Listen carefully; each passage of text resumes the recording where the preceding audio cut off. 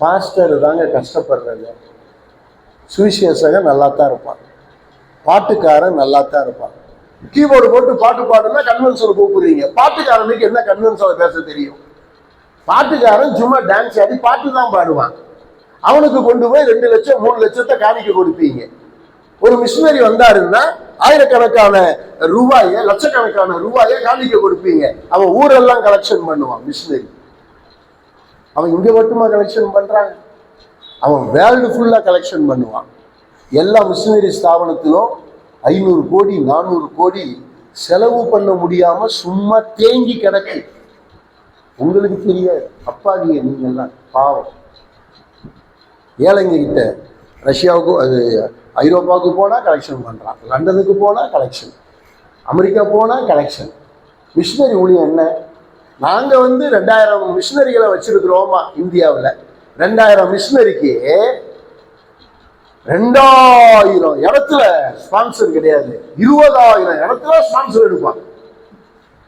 ஒரு மிஷினரிக்கு 10 இடத்துல ஸ்பான்சர் எடுப்பான். உங்களுக்கு தெரியாது. நீங்க அப்பாவிகள். நீங்க நினைச்சுப்பீங்க நாங்க மாசம் 50,000 மிஷினரிக்கு கொடுக்குறோம். 1000 பேர் கொடுப்பான் 50,000 மிஷினரிக்கு. அவனுக்கு தேவை 50,000. ஆனா 50,000 வந்துடும். அவன் என்ன பண்ணுவான்?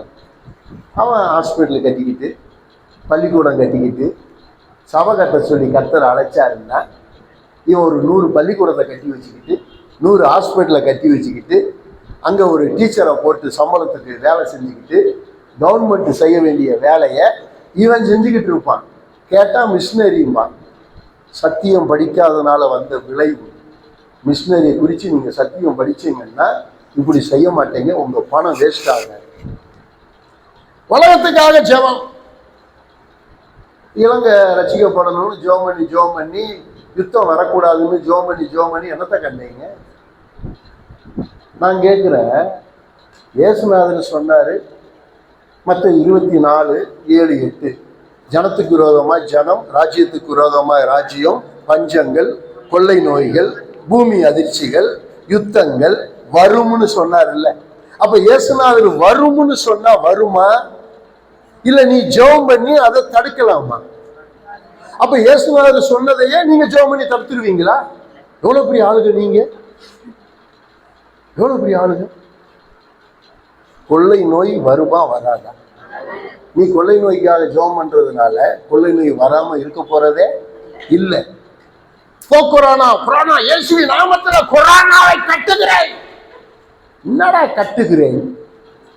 உன்னை கேட்டா வந்துச்சு?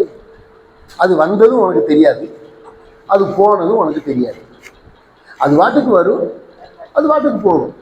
இப்ப இனிமேல் கொள்ளை நோய் வருமா வராதா? வரும்.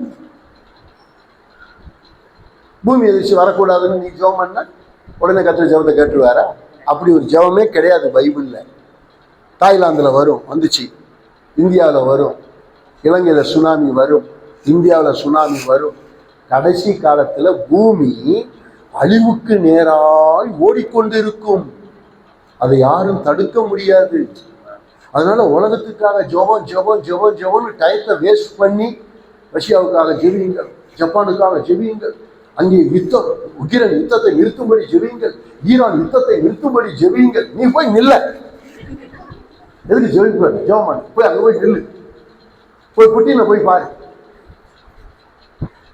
நோ, நீ என்ன உபவாசம் போட்டாலும் தேசத்துல யுத்தம் இதை விட மோசமா வரும். நான் சொல்லியிருக்கிறேன். ஆனா உங்களுக்காக நான் வேண்டிக் கொள்ளுகிறேன். சபைக்காக ஜெபிக்கணும். நல்லா புரிஞ்சுக்கோ. எதுக்காக ஜெபிக்கணும்?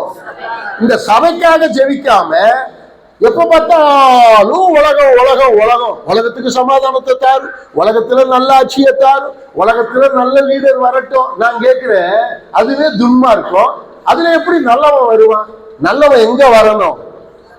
சபைக்குள்ள வரும். இங்க இருக்கிறவன் அநியாயம் பண்றான், நீ ஜெபம் பண்ற, அவன் நல்லவனா ஆட்சி செய்யட்டும்னு.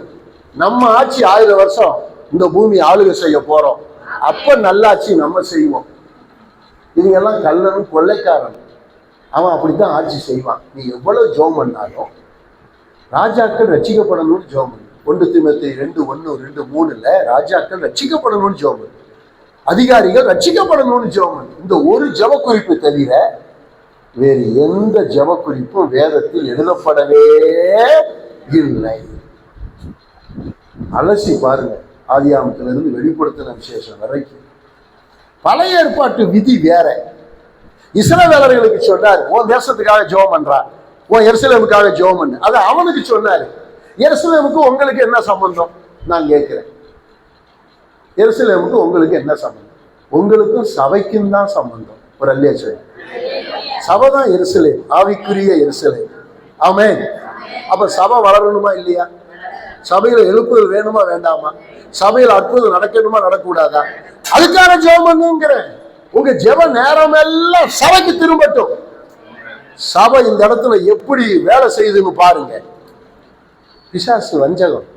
பிசாசு என்ன பண்ணிட்டா, சர்ச்சு பிரேயரை சர்ச்சுக்காக பண்ணாம அப்படியே கல்ஃபுக்காக பண்ணு, ஐரோப்பாவுக்காக பண்ணு, வேர்ல்டுக்காக பண்ணு, தேசத்துக்காக பண்ணுன்னு எவாஞ்சலிஸ்ட் மூலமா திருப்பிட்டான். எவாஞ்சலிஸ்ட் பேச்சை கேட்டுத்தான் சபை மாறிடுச்சு. இன்னைக்கு ரொம்ப கவனம். இப்படி நான் பிரேயரை 21 ஜெபத்தை இப்ப நான் எழுதி போடுவேன். பைபிள்ல எதுக்காக ஜெபிக்கணும்னு பைபிள் சொல்லுதுன்னு 21 பிரேயரை எழுதி போடுவேன். ஆனா நீங்க பண்ற எந்த பிரேயருமே பைபிள்ல கிடையாதுங்கிறத ப்ரூவ் பண்ணலாம். அப்ப நம்ம ஜெபத்தை நம்ம தான் மாத்திக்கணும். ஒரு அல்லேச்சம். அப்பதான் மையமே வேலை செய்யும். இல்லைன்னா மையமே கடைசி வரைக்கும் வேலை செய்யாது. ஓகேவா? Okay, good. கர்த்தருக்கு சுத்தமான வருகிற நாட்கள்ல நம்ம எல்லாத்தையும் படிப்போம்.